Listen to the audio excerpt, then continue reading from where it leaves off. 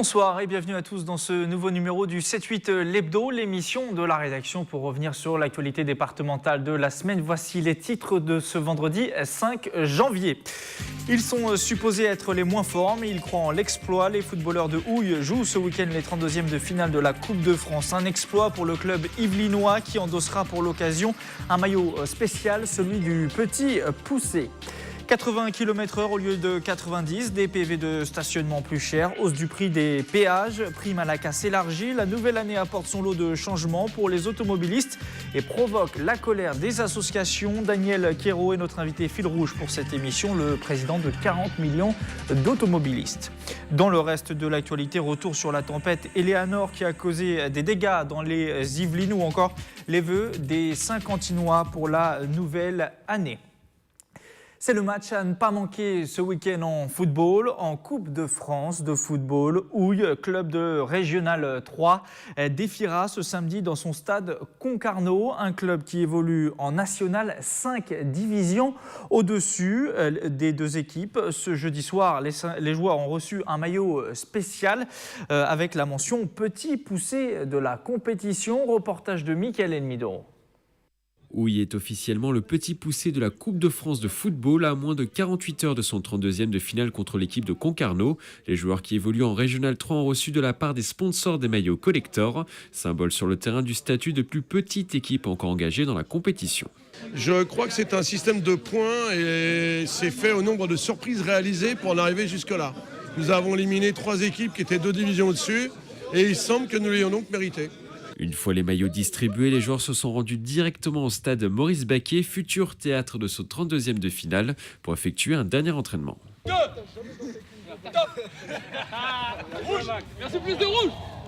L'occasion pour l'entraîneur de rassurer ses joueurs avant ce match historique. L'équipe de Concarneau évolue 5 divisions au-dessus des Yvelinois. On joue une montagne, pourquoi vous voulez qu'on stresse? On risque rien. On part de loin, on est très loin de Concarneau. Si vous voulez que je vous dise de plus, il ne faut pas se mettre la pression. On est très loin de Concarneau, c'est une grosse équipe. Vous voulez que je vous dise quoi de plus? On se prépare, on se fait plaisir et on verra bien. De toute façon, on n'a rien à perdre. Il n'y a rien qui change. Pour créer l'exploit, les Yvelinois pourront compter sur le soutien du public. Plus de 2000 spectateurs sont attendus dans les gradins. Coup d'envoi à 15h ce samedi 6 janvier. Et bonne chance du coup à eux pour ce week-end. Nous reviendrons sur ce match lundi dans notre journal. Attention, si vous empruntez la ligne N du Transilien, ce week-end, le trafic sera perturbé samedi et dimanche. Aucun train ne circulera entre les gares de Versailles-Chantier et Paris-Montparnasse en cause des travaux à hauteur de Clamart dans le cadre du Grand Paris Express. Pour vous rendre ou revenir de Paris, vous pourrez néanmoins emprunter les lignes U et C. Plus d'informations et de précisions sur le site internet transilien.com.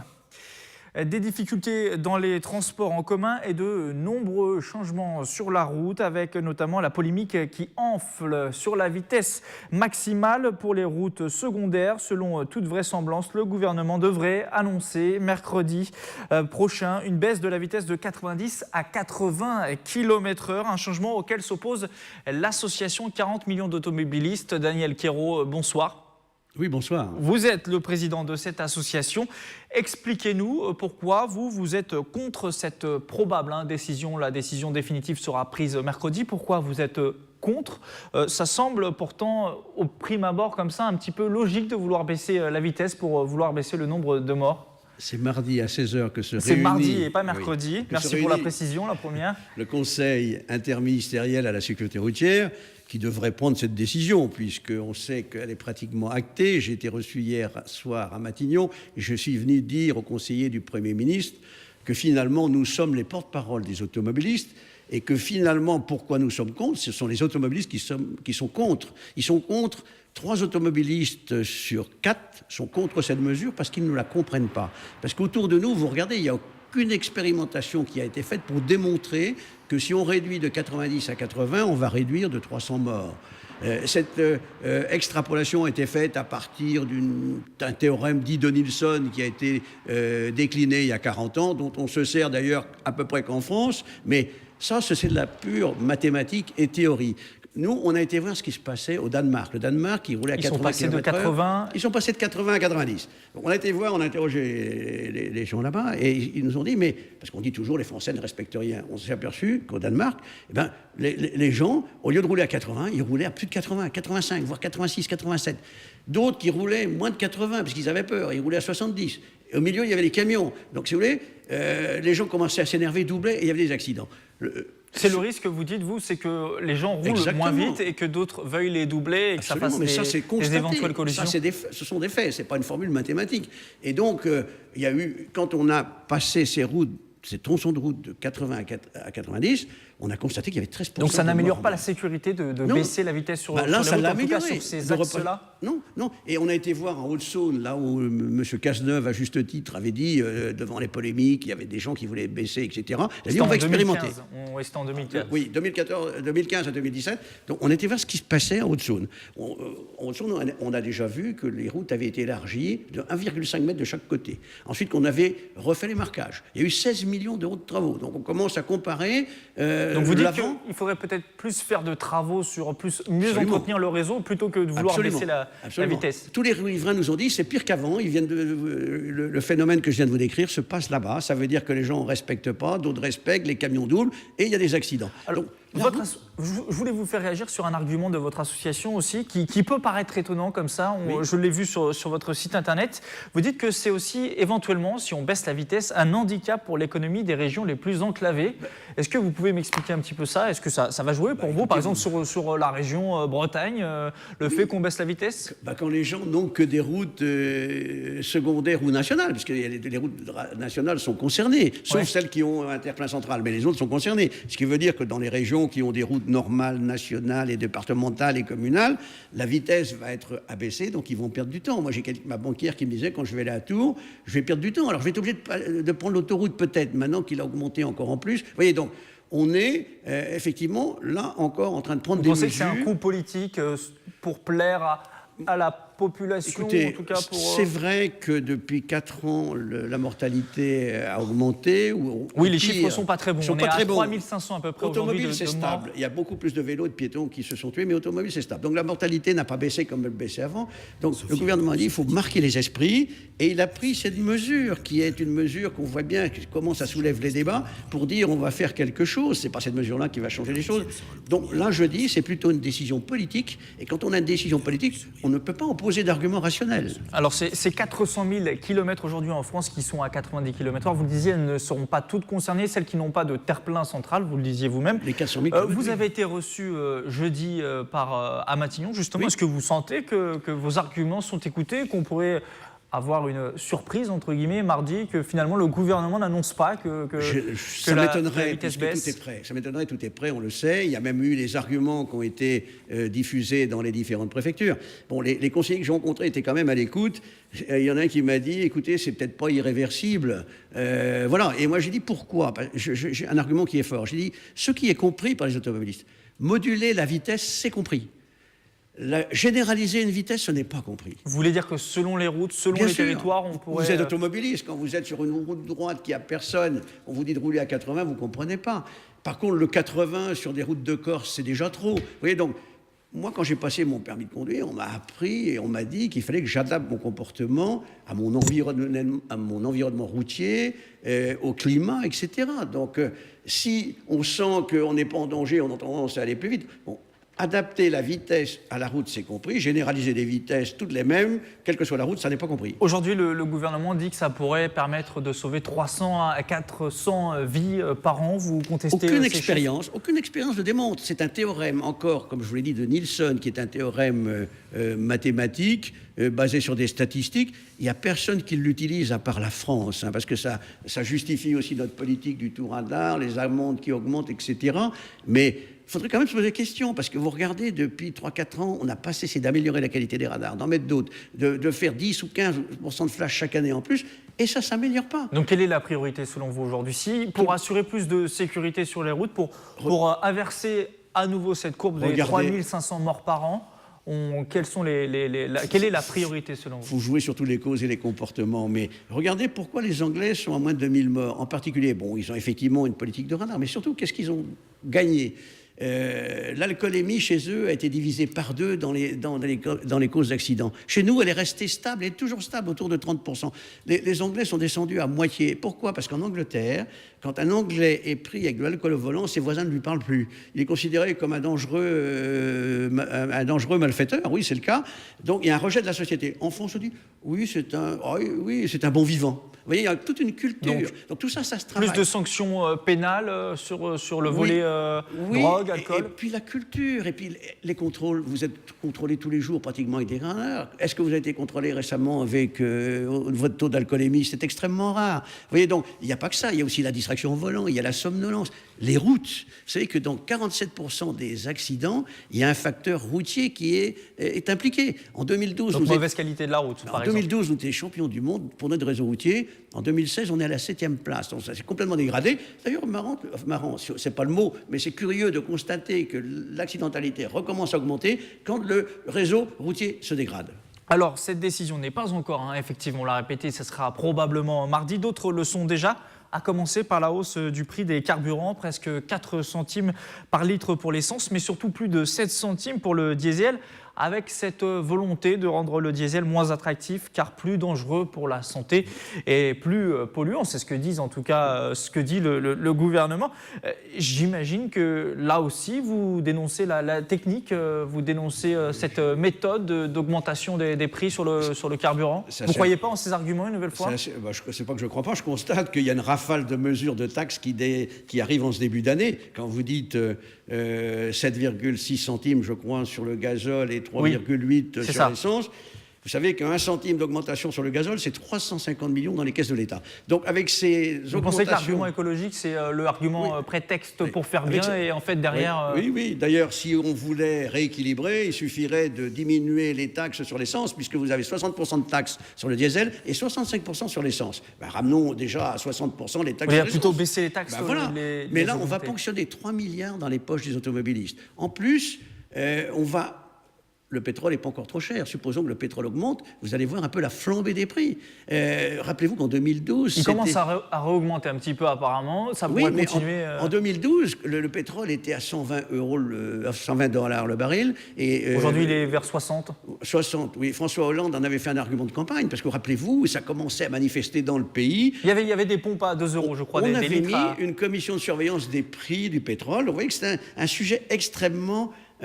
sensible. Donc il n'y a pas que ça comme hausse en plus. Une bonne nouvelle, la prime à la casse qui s'élargit, qui revient pour 1 000 à 2 000 €. Une bonne nouvelle enfin pour, c'est une bonne nouvelle. Véhicule, c'est une bonne nouvelle, mais ça ne fait pas changer un véhicule pour 1 000 ou 2 000 €. Vous n'avez pas grand-chose. Donc je pense que si on ponctionne déjà 3 milliards là, en début d'année, plus l'augmentation des autoroutes, plus l'augmentation des tarifs de péage, plus l'augmentation des assurances. Donc, vous voyez, il y a aussi le contrôle technique qui se durcit au mois de mai. Donc, il y a une avalanche de mesures. Mais en plus, on a déjà annoncé que pendant le quinquennat, on va augmenter de 33 centimes le prix du litre de gazole. Ça fait plus de 11 milliards. Donc si vous ponctionnez 11 milliards dans les poches automobilistes, comment voulez-vous qu'ils aient encore de l'argent pour acheter un véhicule propre? Donc c'est une politique, on a l'impression que personne ne se concerte, on part dans des décisions, mais on ne mesure pas les effets. Je voulais vous faire réagir sur la dernière actualité qui concerne les automobilistes, beaucoup plus locale. Maintenant, avec les PV de stationnement qui sont gérés par les mairies, fini le tarif unique à 17 €. Chaque mairie fixe le prix qu'elle souhaite. Par exemple, Montigny-le-Bretonneux, c'est 25 €. C'est 25 € pour Guyancourt, 35 € dans certains quartiers à Elancourt. Là aussi, votre position, quel regard vous portez là-dessus? On appelle ça le forfait. C'est un forfait poste de stationnement.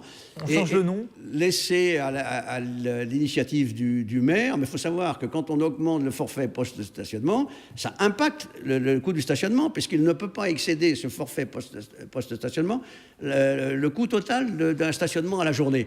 L'argument, c'est la rotation. Ça permettra de faire plus tourner les voitures en centre-ville pour favoriser le commerce local. Exact. Mais quand vous augmentez encore les amendes, peut-être que vous allez dissuader les gens de venir en centre-ville. Vous avez par exemple Rambouillet, puisque vous avez cité Rambouillet, a décidé de baisser son forfait post-stationnement. Il a décidé de réduire un peu le temps de stationnement, de faire tourner les voitures, mais il n'a pas pénalisé avec des amendes, parce qu'il a un problème pour faire vivre son centre-ville. Donc, il a été intelligent en se disant, moi, je veux encore que les gens puissent venir en centre-ville. Vous dites que la méthode n'est pas la bonne, encore une nouvelle fois. Non, mais là, vous avez des villes, on parle toujours des villes qui ont beaucoup augmenté. Il y a Paris, il y a Lyon. Et il y a des villes qui, à l'inverse, ont maintenu soit le taux de 17 €, c'est le cas à Plaisir, et d'autres qui ont baissé. Il y a même Nevers. Il y en a même certaines qui sont passées en zone bleue. Nevers, 0. Voilà. Parce qu'ils ont dit on veut faire vivre notre centre-ville. Vous voyez, donc il y a tous les cas de figure.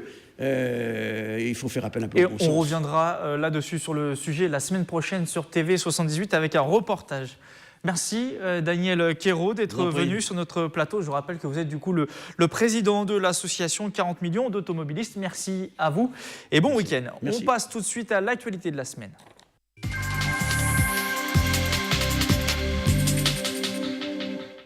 L'actualité locale de cette semaine marquée par les vents violents et le passage de la tempête Eleanor sur le département des Yvelines dans la nuit de mardi à mercredi. 4800 foyers étaient privés d'électricité mercredi matin. Plus de 160 interventions des pompiers ont été recensées sur les 24 heures, principalement à cause des chutes d'arbres.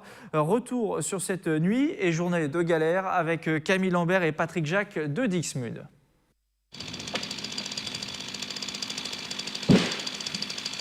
Depuis 3 heures ce matin, les sapeurs-pompiers des Yvelines sont à pied d'œuvre.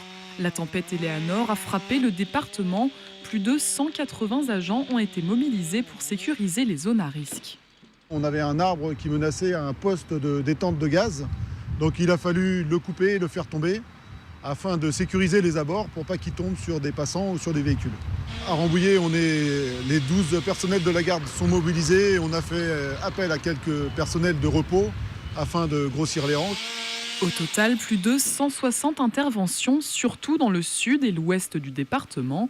C'est ici, au centre opérationnel départemental d'incendie et de secours, que les 4 opérateurs coordonnent les événements. Principalement, c'est du dégagement d'arbres ou de branches d'arbres sur la voie publique. On a aussi des fils électriques tombés sur la voie publique. Et après, on a des objets menaçants de tomber en ville. Ça peut être des éléments de cheminée, des tuiles, des choses comme ça. Les sapeurs-pompiers ont aussi travaillé en partenariat avec d'autres services.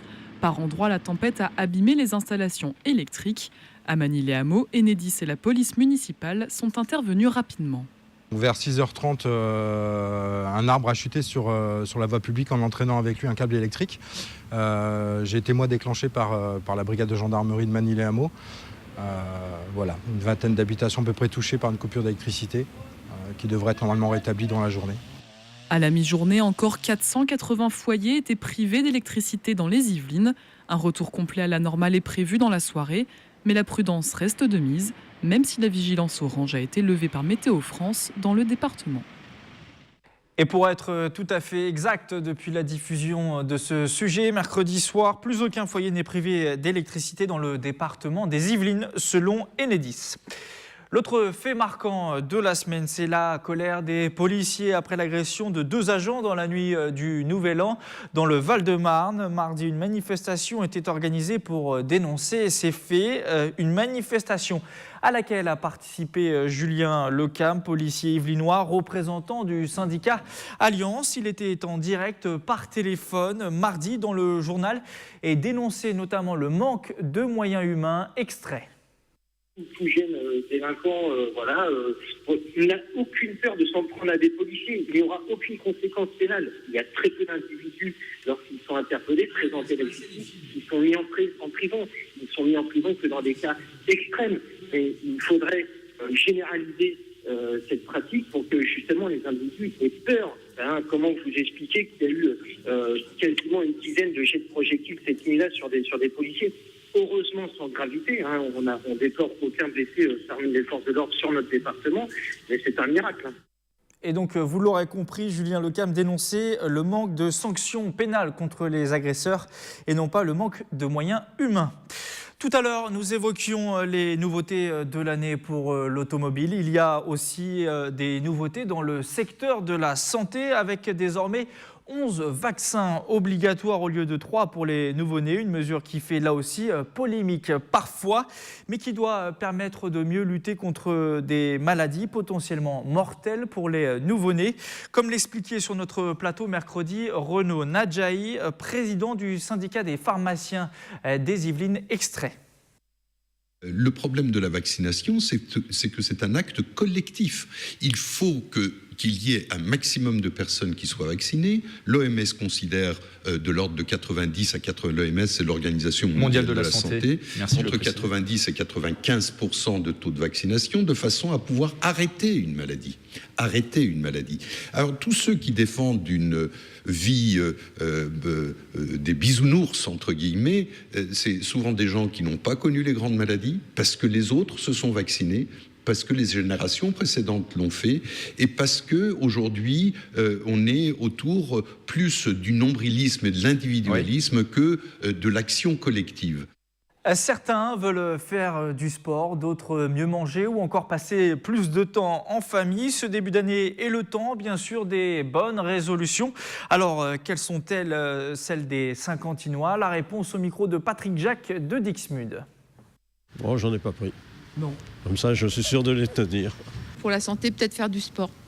Ouais, mais je me le dis tous les ans. J'espère que cette année, ça va marcher. La santé, c'est primordial.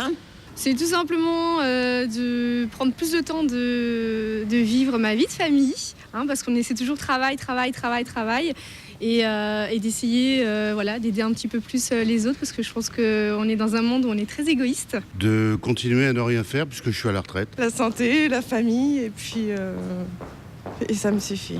Mais je les prends tous les jours, mes résolutions. Alors, je vais vous dire, je vois pas pourquoi il faut absolument que ce soit le 1er janvier, vous voyez. Oui, moi je veux rester jeune et beau. Absolument pas, je ne prends jamais de résolution. C'est la meilleure manière pour ne pas les suivre. Donc pas de résolution et tout va bien. J'espère que 2018 sera aussi bien que 2017 et aussi bien que 2019. Voilà. Et vous l'avez entendu dans ce micro-trottoir, faire du sport revient souvent comme une bonne résolution. Après les nombreux et riches repas des fêtes, il faut faire fondre les quelques kilos pris. Certains ne perdent pas de temps et se mettent vite à l'exercice, comme mardi au Fitness Park de Montigny-le-Bretonneux. Mickaël Elmidoro les a filmés dans leurs premiers efforts. Reportage. Ce mardi 2 janvier à 9h dans cette salle de fitness de Montigny-le-Bretonneux, Abby est déjà en train de transpirer pour tenir l'une de ses résolutions de l'année 2018, faire du sport. Moi j'ai pas envie de perdre du poids, j'ai envie de me tonifier et de me raffermir. Là j'ai presque même pas 1 heure, je fais 10 minutes de course, 10 minutes de vélo, je vais faire 10 minutes de rameur et si j'ai le temps je fais 25 minutes, mais dans une salle en haut c'est CAF, cuisses, abdos et fessiers. Comme Abby, ils sont des dizaines de sportifs dans cette salle amateur ou expérimentés à se lancer dans cette course pour perdre les 2,3 kilos stockés en moyenne pendant les fêtes. Plutôt détox, parce que grosse prise de poids, le poids en soi on l'a depuis, on l'évacue, on essaie de l'évacuer, c'est un combat continuel en soi. On sort des repas, on est un peu lourd, on n'a pas trop envie de se lever, bon on vient quand même, ça fait du bien ça fait du bien au moral de voir qu'on est nombreux à être dans la même, entre guillemets, galère. Un phénomène qui permet aux salles de sport d'enregistrer 2 à 3 fois plus d'inscriptions en janvier, le deuxième mois le plus rentable après septembre pour le monde du fitness. En fait, en janvier, souvent, on rencontre des gens qui n'ont jamais accédé à une salle de sport ou qui ne font plus de sport depuis un certain nombre d'années et qui prennent conscience justement à ce moment précis de l'année qu'il faut qu'ils se remettent à bouger un peu, quoi. Le mois de janvier enregistre donc un pic de fréquentation mais gare à la démotivation. Seulement 1 Français sur 2 inscrit juste après les fêtes poursuit le sport après le mois de mars. Une pause plus longue que d'habitude à Montigny-le-Bretonneux. En plus des vidanges habituelles des bassins 2 fois par an, le centre aquatique du lac est en travaux pour une quinzaine de jours encore. Au programme remplacement des éclairages, mais aussi un nouveau revêtement du sol pour les sanitaires. Les détails avec ce reportage. Une trêve hivernale qui se prolonge pour le centre aquatique du lac. Les bassins resteront fermés au public jusqu'au 21 janvier. En cause, les travaux entamés il y a 10 jours et qui prévoient notamment de renforcer la sécurité et l'hygiène des sanitaires avec l'installation d'un nouveau sol. Une résine qui est légèrement granitée, donc qui va empêcher les glissades, donc qui sera plus sécure que ce qu'aujourd'hui on avait au niveau des carrelages.